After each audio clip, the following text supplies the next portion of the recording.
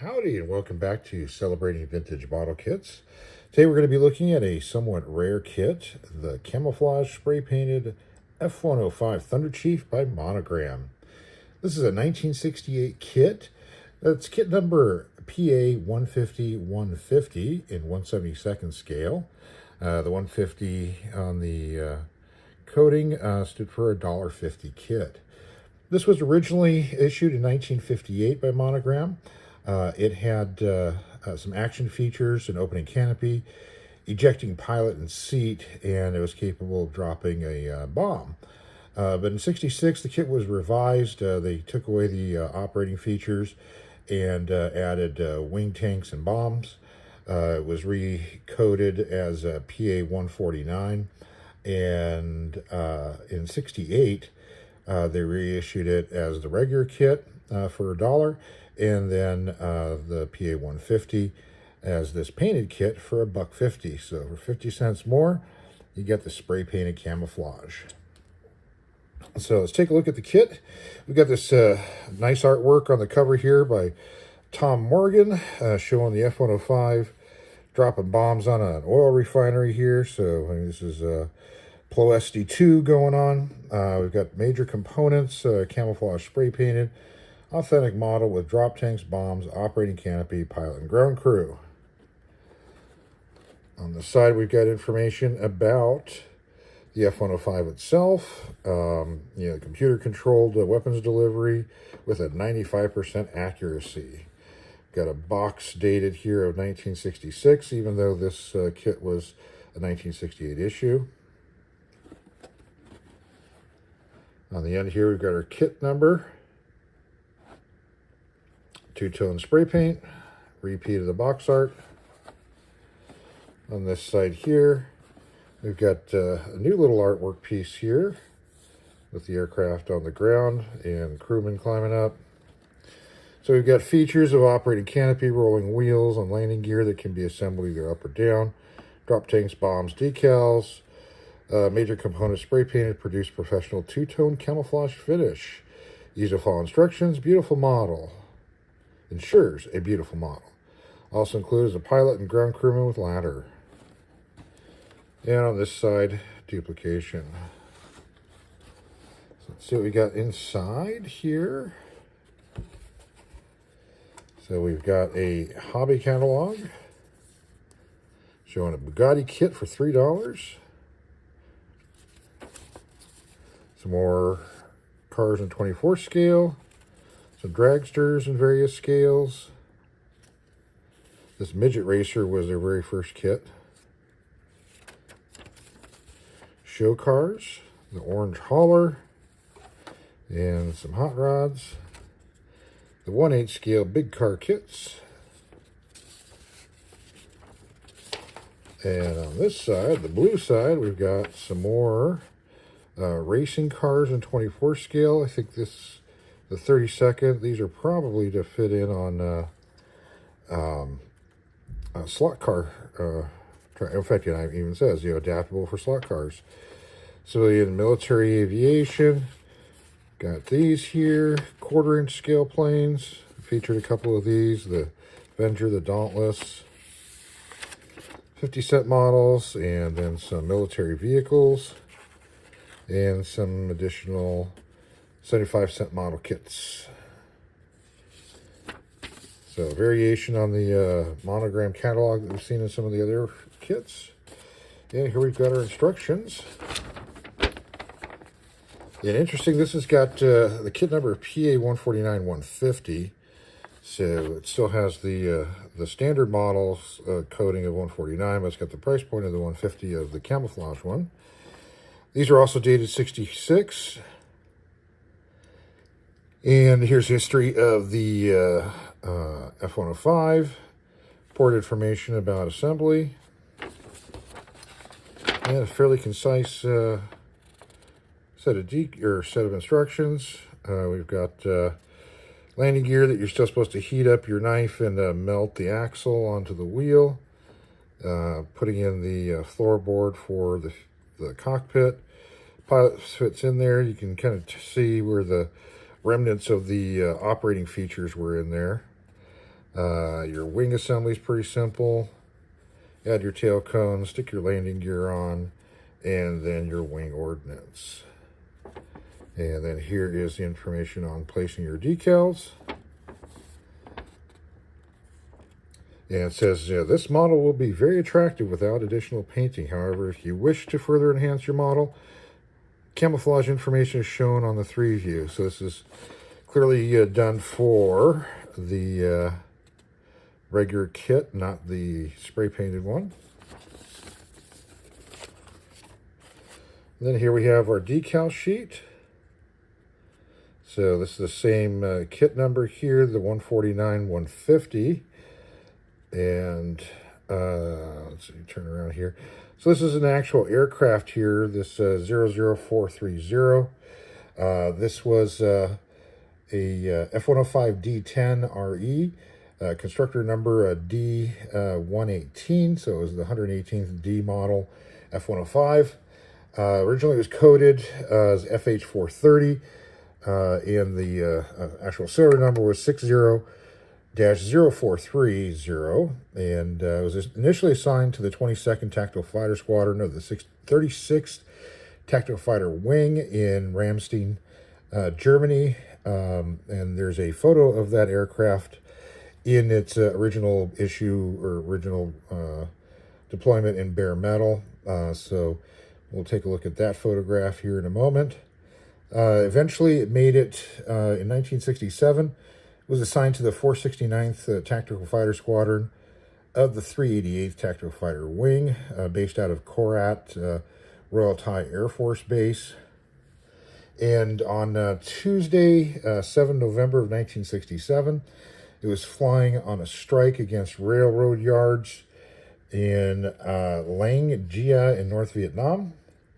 The aircraft completed its strike. It was being flown by Captain William Calvin Deal Jr.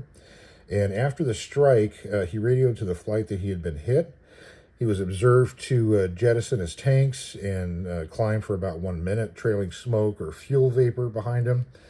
He then entered a 20-degree dive and transmitted that I can't see. He was advised that he was nose down and told to go ram and pull up.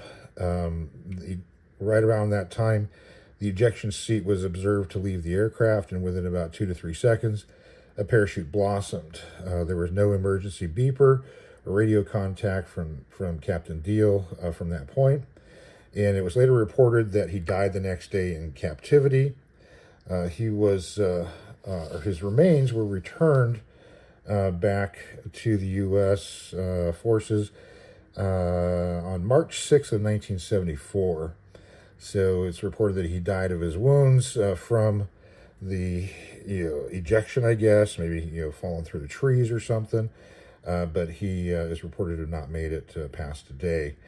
He is buried in Bristow, Oklahoma. He was born in Oklahoma on June 9th, 1933 in Bartsville. So he was promoted, as I mentioned, to lieutenant colonel upon his death. So was possibly have got a photograph of that aircraft, so I'm going to show you that picture as well. You can see the tail striping from the group that's on the near aircraft, but I believe the far aircraft may be this 0430. And also a couple images of Captain Deal.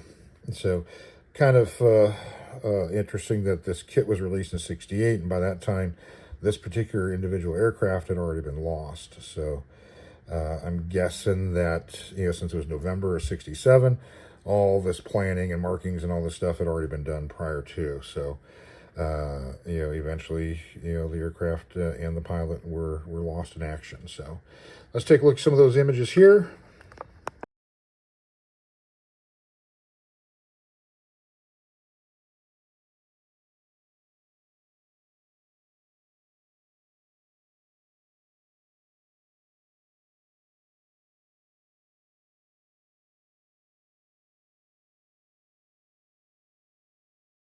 Okay, so now let's take a look at the plastic. So we have our fuselage halves that are molded in this tan color plastic and then sprayed with this olive drab color on top. It's a little greener maybe than olive drab, maybe just an olive green. And you can kind of see on the inside where the remnants of the workable features are. There's these little slot tabs here for the dropping bomb feature, stuff here for the ejecting canopy and pilot. We've got our Monogram Models logo in there. Let's see how the fit is on this. Is with the paint on it, you probably aren't going to want to be doing a lot of filling and sanding if you are going to be utilizing this spray paint. So not too bad of a fit. It looks pretty tight. You know, the nose area is a little off, but not too shabby. Yeah, it's definitely workable. Really see the Coke bottle fuselage, the area rule fuselage on this thing. So there's what fuselage has, pretty decent. We do have raised riveting, a little heavy. Not much for panel lining itself. There is nice representation for the rudder. And we do have some insets in here for some scoops and bumps and stuff. And here, this is the how this kit was originally issued with the tissues, separating the painted parts that didn't get scratched up. So here we have our wing pieces, and same thing, this tan color with sprayed on green. We've got raised rivet detail, and then some engraved stuff for the ailerons and for the flaps. Our tail units are one piece. They're molded in the tan and just have the painting on the top.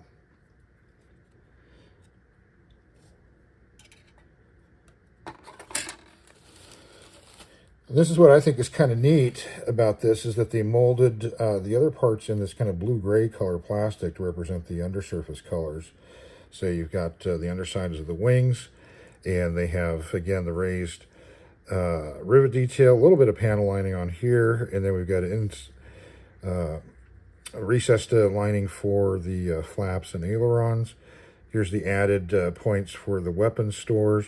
You can see the landing gear wheel well is pretty empty. At least it's blanked off. We've got our ladder on here, and tail fins, part of the tail fins for the drop tanks, and half of the bombs. And this tree has the drop tanks and pylons, the bombs and pylons, some of the gear doors, gear stuff, landing or wheels, the exhaust nozzle. And here's our crewman. It's helping the pilot. There's our pilot in the ejector seat. A little undersized, you know, this was supposed to be one of the operating features, and you can kind of see that it had a notch on there to hold it in place.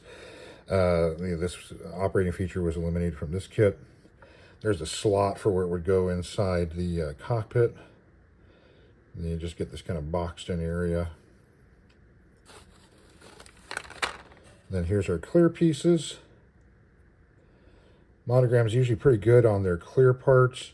These are pretty nice and clear. They are a little thick compared to typical Monogram stuff.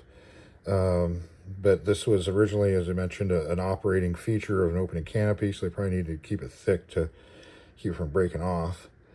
But it does have raised framing lines. So pretty nice. So overall, not too bad of a kit for its time. You know, consider it's a 1958 mold. I think it's pretty nicely done, and it's not box scale, which is also nice. Let's put this back in with the tissue correctly. So this kit was issued a couple more times by Monogram. Didn't get as many issues as some of their other stuff, and very few foreign issues, it appears, which is a little unusual. So in 1970. There was a boxing, similar artwork again. It was the Mattel boxing, so it's got the big Mattel logo on here. And then there was also a 1970 issue from Monogram New Zealand. So similar looking box on that one. 73 was Monogram's white box series, where they used photographs of the models on it. 76 also had a photograph. It had this kind of sky cloud background behind the model. And in 83, there was the Model Builders Club issue, which is just a cardboard box that has a slick glued onto it of the 76 sky background photo. Then in 84, Monogram did a whole new tool in 72nd scale, and then that carried on for a few years. That one did get some foreign issues and ended up being absorbed into the Revell line. And last time that was issued was, I want to say, around 2004 or so. So quite a number of Thunderchiefs available from Monogram Revell. They also did, I think, a 48 scale one too. So a lot of choices from Monogram. Well, that's all for today on this one. As always, if you built one of these, tell us about it in the comment section. If you got one sitting on your shelf built up, it'd really be kind of neat to see what one of these camo ones looks like built. I may actually build this one. This one looks like it would be kind of neat to see this one built up. So you may get to see a build video on this in the future.